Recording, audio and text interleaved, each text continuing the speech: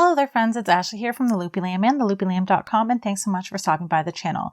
Today we're going to be taking a look at Exploring Tunisian Crochet, all the basics plus stitches and techniques to take your crochet to the next level by Lori Harrison. I'll be sharing with you my review of this Tunisian crochet book of stitches, techniques, and crochet patterns, and I'll cover what's included in the book, what terminologies are used, and more to help you to determine if this book is something you want to add to your crochet library.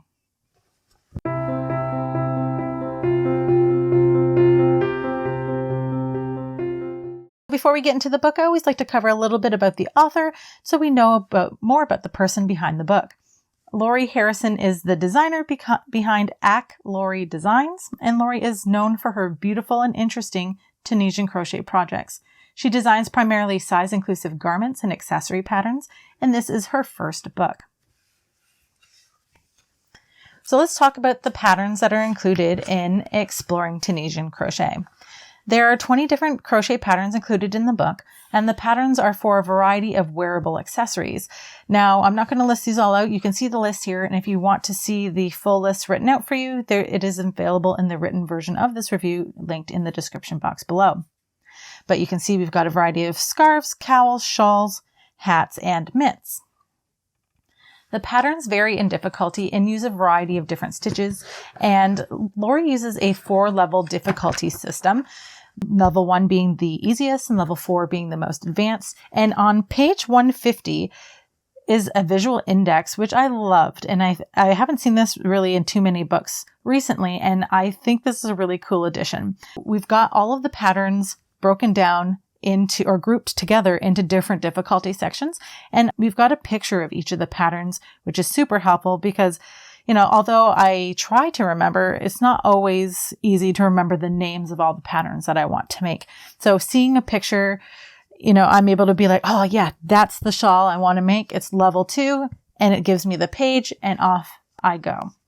I really love that they included this, but we've got level 1, 2, 3, and on the last page here, level 4. And 2 of my favorite patterns in the book, the Crossroads Cowl and the Intrepid Capelet, are level 4 here, and they are just absolutely beautiful. I found the patterns to be very clearly written and easy to understand, and there are photo tutorials included for some of the more advanced stitches or parts that need more clarification, and I'm just trying to find one here. Like here, we've got some extra photo tutorials here to explain these additional steps.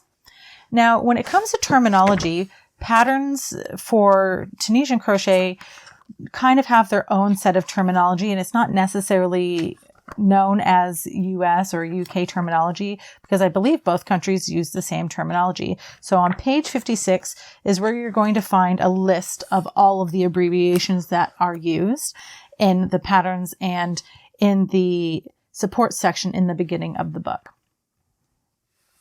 Now, this book is a treasure trove of information. If you're new to Tunisian crochet and you're just like, I just want to get started, this is a really great reference.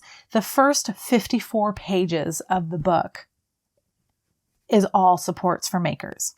It's broken up into, I think it's 6 different sections. There's getting started, basic stitches, basic techniques, venturing beyond the basics, so modified stitches and variations, intermediate and advanced techniques, and how to read a pattern.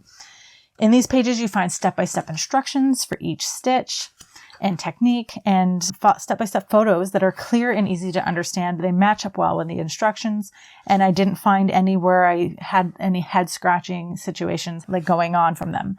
The other thing I really loved is while a lot of guides will give you only instructions for right-handed makers, not Lori. Lori gives you the amendments that you'll need to make if you're a left-handed maker with some photos to show you how that will work. And I really loved that thoughtful addition. So this book is inclusive for everyone. Overall, Lori has provided an extensive value-packed book that opens up a whole new world of possibilities for Tunisian crochet. Lori shows off the versatility of Tunisian fabrics with her color work and lacy shawls that all have beautiful drape.